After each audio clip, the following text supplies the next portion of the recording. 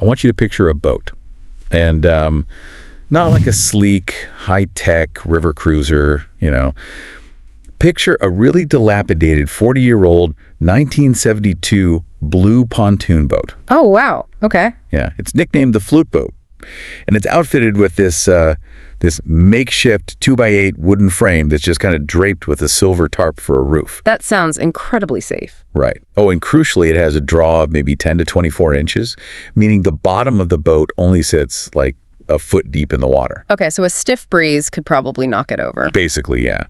Now imagine taking that floating circus tent and setting off to navigate the longest, muddiest, and honestly most dangerous river in North America. I mean, it sounds like the setup to a survival documentary, honestly. One wrong move, and you are swimming. It really does. Oh. But that is exactly what Lisa G. Dill and her 4 older cousins did in 2013, floating from Sioux City, Iowa, all the way down to St. Louis. Which is quite the trip. It is. Welcome to today's deep dive, by the way. We are exploring the journey detailed in Dill's 2026 book, Around the Bend, floating down the Missouri River. And our mission today is to, really uncover the hidden history, the massive ecological battles, and just the totally untamed nature of the Missouri River. Yeah, because this is a river that has been heavily engineered, like fiercely fought over and even granted legal personhood. Right. But despite all of that, it absolutely refuses to be fully controlled. Okay, let's unpack this. Yeah. Because I think we need to start by setting the record straight on the Missouri itself. Culturally, we tend to put the Mississippi River on a pedestal, right? We think of paddle boats and Mark Twain. Exactly. But the Missouri, not the Mississippi, is the longest river in North America. I mean, it stretches 2,300 miles. And Twain himself actually described the Missouri as a savage river that pours turbid floods into the bosom of its gentle sister, the Mississippi. Yeah, turbid is putting it mildly. The water is so thick with sediment that early settlers joked it was too thick to drink, too thin to plow. Well, too thin to plow. Right. When Lisa and her cousins took their pontoon down the river, they had to navigate water that was just completely opaque. You cannot see what is inches below the surface. Which is terrifying. It is. And you are constantly dealing with hidden debris, massive floating logs, and these terrifying things called cokes. Wait, cokes? Like giant underwater whirlpools. How do those actually work? How does a whirlpool just suddenly erupt on a river? Well, it's all about the massive turbulent energy of fast-moving water hitting an obstacle. Okay. So when a powerful underwater current hits, say, a submerged boulder or a sudden deep trench in the riverbed, the water has nowhere to go but up. Right. It violently spirals vertically, tearing sediment off the bottom, and then it suddenly just boom, erupts onto the surface like a boiling cauldron. That is wild. And if you hit a large colk in a shallow pontoon boat, it can easily throw you off course or even capsize you. Honestly, it makes you realize that comparing the Missouri to the Mississippi is almost unfair. It's like if American rivers were social media, the Mississippi is the polished, curated feed, with the paddle boats and Huck Finn. Oh, I like that, yeah. But the Missouri is the chaotic, unedited behind-the-scenes footage that actually shows how the continent was built. That's a great way to put it. And what's fascinating here is that the geographical history explains that chaotic mentality perfectly. How so? The Missouri we know today is actually a combination of several ancient rivers. Hundreds of thousands of years ago, during the Pleistocene era, massive glaciers, the Laurentide ice sheet specifically, pushed down from the north and literally blocked those ancient rivers from flowing into Hudson Bay. Oh, wow. Yeah. It forced all that water to carve an entirely new, deeply scoured drainage path to the southeast.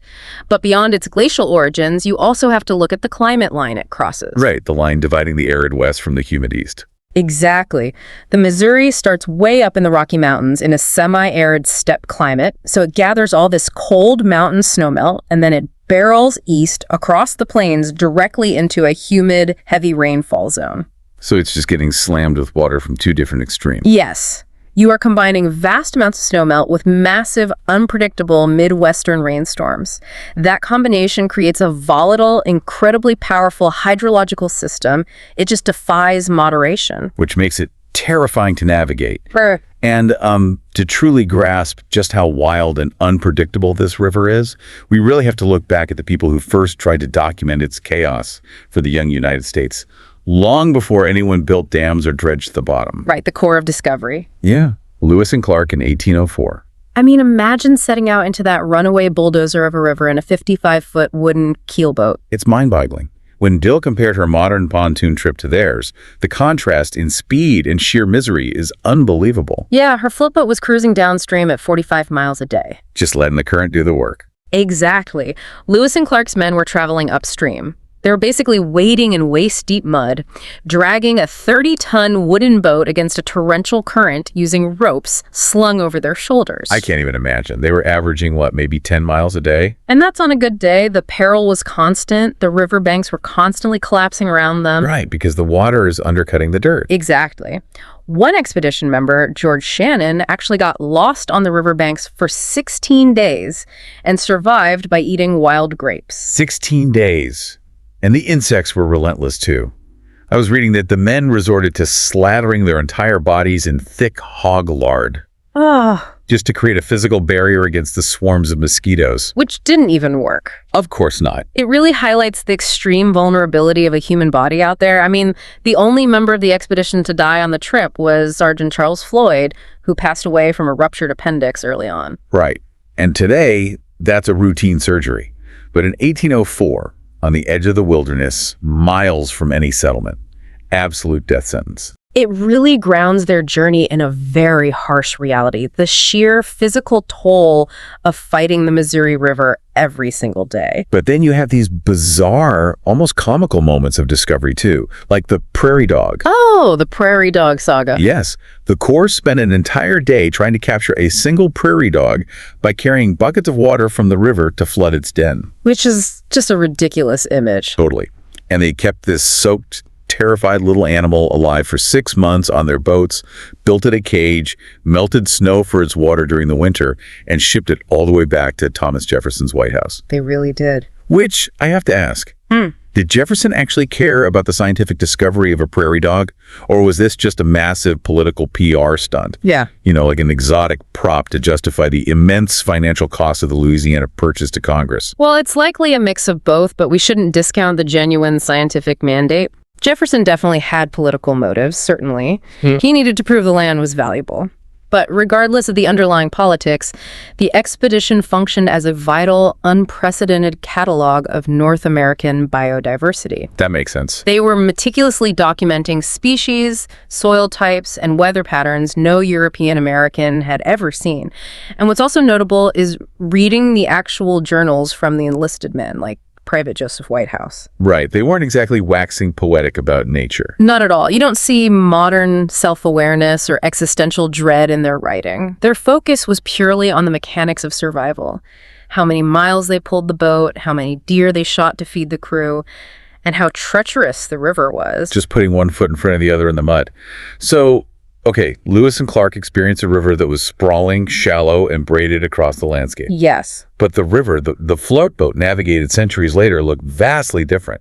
And when you force a wild, sprawling river to change its shape, it's usually because someone figured out how to make money off of it. Yeah, and this entire era of locking the river in place didn't happen purely out of an urge to conquer nature. It started because of a very specific economic crisis in the 1880s. Wait, the 1880s?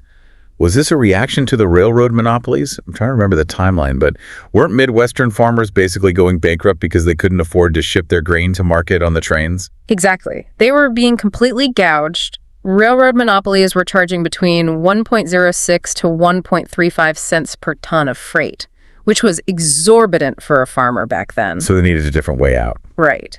To break that monopoly, the farmers needed a competing shipping lane. They needed the Missouri River to be navigable for large commercial barges. The problem is, as we established, the Missouri was wide, shallow, and full of sandbars, not ideal for a deep draft barge. Enter Major Charles Suter of the Army Corps of Engineers in 1881. Yes. His plan was brilliantly audacious, honestly. He wanted to turn the river on itself.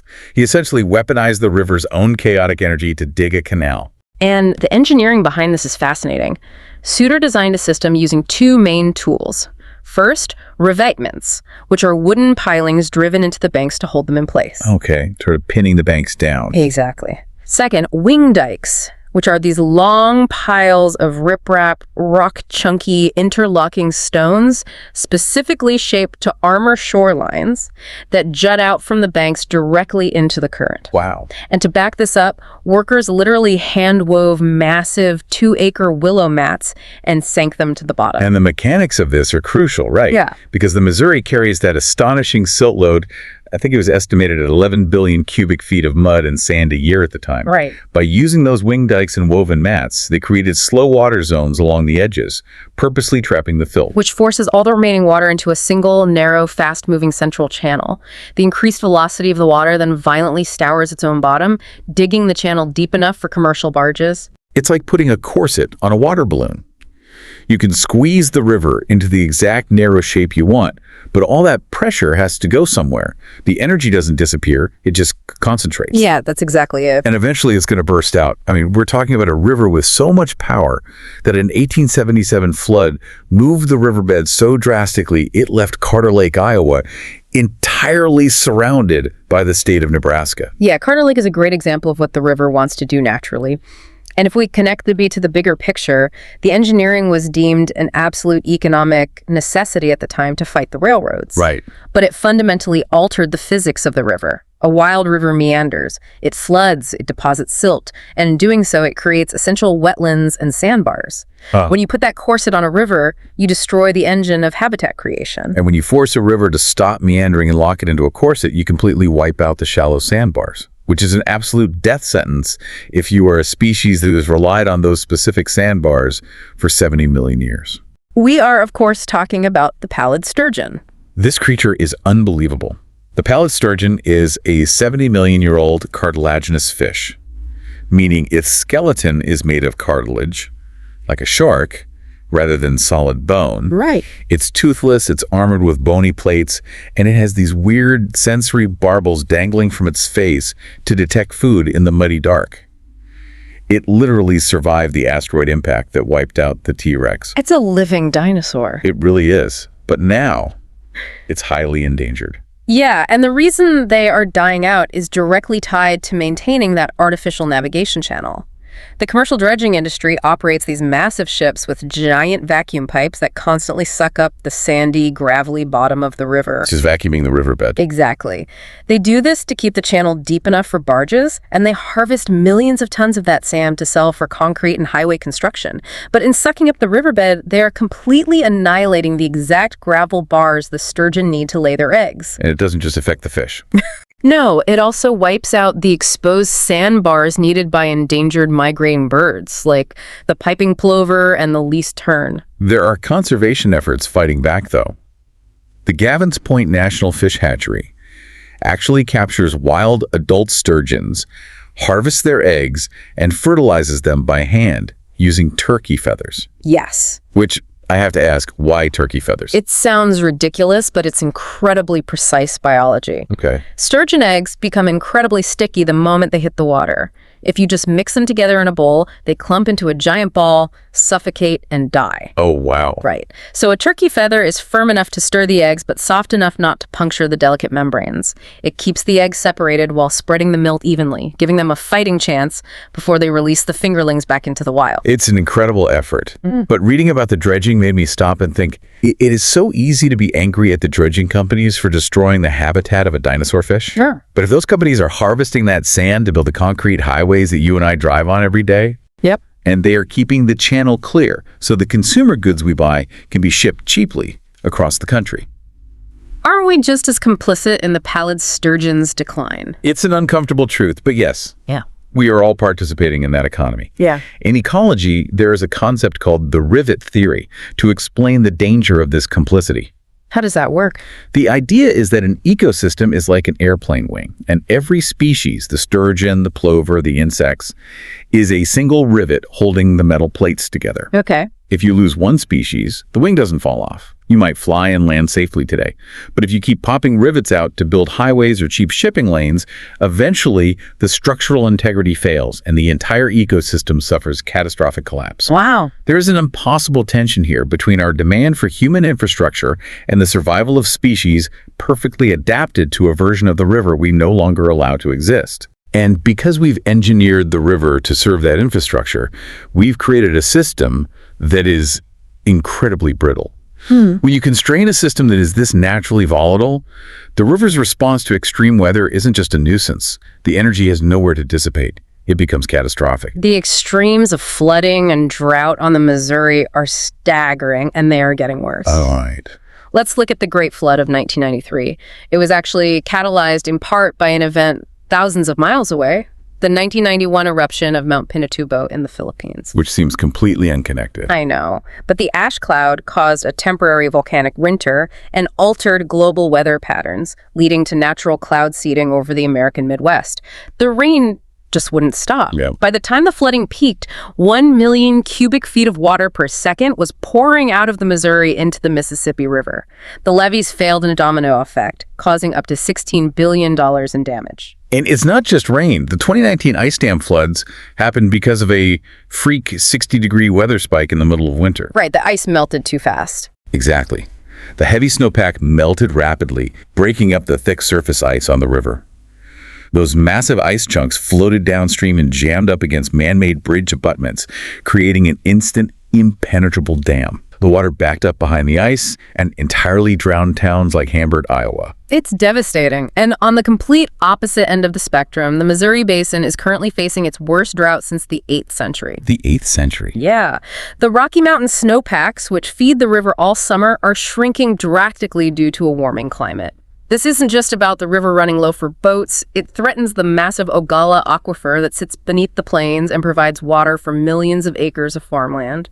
We are already seeing intense political battles over water pipelines as states try to hoard whatever resources are left. So what does this all mean? How do we fix a system that is oscillating between drowning us and drying up? Well, the book highlights a brilliant natural solution: wetland restoration. And the mechanics of how this happens are basically magical.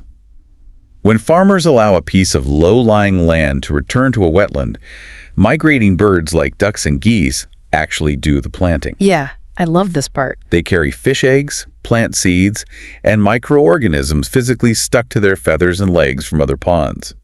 They land in a newly formed puddle, and all those eggs and seeds wash off, instantly germinating and creating a new micro-ecosystem.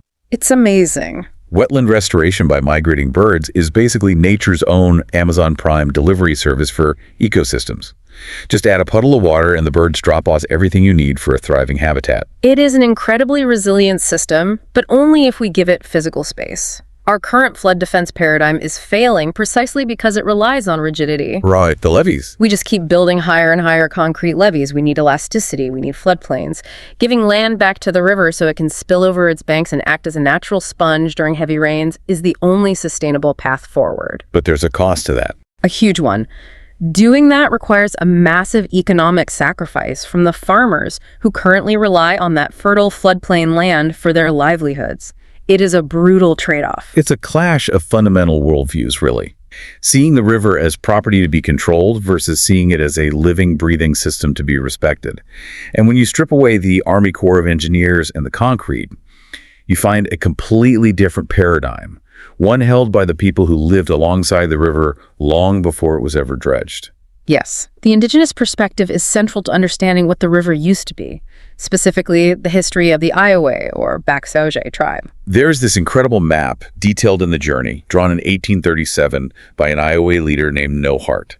It's fascinating because European maps from that era are entirely about property lines, borders, and ownership. Exactly, lines on a paper. But No Hart drew the Mississippi River as a central trunk, and the Missouri River, which they call Nusoge, as a major branch. Along those branches are dots representing living villages. It is a map of connection, treating the river as the bloodline of the community. It treats the river as the center of life, not as a border to be defended or a resource to be extracted. But the 1830 Indian Removal Act and the 1887 Dawes Act symptomatically dismantled that way of life. Right. The U.S. government violently forced the Iowa off their lands and forced them to adopt a capitalist concept of individual land ownership, breaking up their communal relationship with the landscape. There's this really sobering moment of self-reflection from Lisa Dill during her trip. She's standing on this pontoon boat, tracing her own family tree back to her great-great-grandfather, an immigrant named John Glastein. I remember that. And she realizes that the generational wealth her family built came directly from farming Iowa land that had been systematically and violently taken from indigenous people. Yeah. It's a raw acknowledgement of how deeply our modern presence on the river is tied to that dispossession. But the Iowa tribe is taking groundbreaking legal steps today to reclaim that relationship. In 2021, the Iowa tribe of Kansas and Nebraska passed a resolution granting the Missouri River legal personhood. Which is huge. They formally declared that the river has the inherent right to exist, to flourish, and to naturally evolve. It's a profound legal and philosophical shift that completely upends Western property law. But let me push back on this because it sounds great on paper. Sure. Practically speaking, does granting a river legal personhood actually accomplish anything in a court of law against federal dams or multi-million-dollar dredging operations? Or is this purely a symbolic gesture that makes people feel good? This raises an important question, and honestly, practically, it's tough. You are right, a tribal resolution doesn't magically override federal law or stop the Army Corps of Engineers tomorrow. Right. It isn't like the Delaware River Basin Compact, which has binding multi-state regulatory authority, but it is far more than just symbolic. What personhood does is create legal friction. Legal friction. Yes, it gives lawyers a new precedent to stand on in court when fighting a destructive dredging contract or a new dam. It forces the legal system to grapple with the river's rights. Okay, I see. More importantly, it fundamentally shifts the cultural conversation. Instead of asking, how do we extract the maximum economic value from this object? The core question becomes, what are our responsibilities to this living entity? And they aren't alone in this. Really? Yeah, it connects to a powerful global movement like the Wanganui River in New Zealand, which also received personhood status. It gives us a new vocabulary to defend the natural world. It completely changes how you look at the water flowing past your own town. I want you, the listener, to think about the water systems in your own community right now. Think about the creeks, the rivers, the drainage canals. Are they viewed purely as resources? Things to be caged in concrete, drained, and extracted for profit? Or are they viewed as living systems that require balance and respect? It's an urgent reflection, especially as we face the realities of a changing climate. The rigid systems we built to control nature are showing their limits. The corsets are bursting. They really are. And I want to leave you with a final, slightly provocative thought straight from the research. We talk a lot today about restoring nature. We want to put things back to how they were. Right. But USGS scientist Robert Jacobson points out something fascinating. Restoring the Missouri River to a pre-contact state is literally impossible. Why is that? The Pleistocene glaciers obliterated the original riverbed entirely hundreds of thousands of years ago. The Earth is constantly wiping the slate clean. So what does natural even mean? That is a great point. If the Earth is in a constant state of geologic flux, maybe the goal isn't going backward to some mythical, pristine past.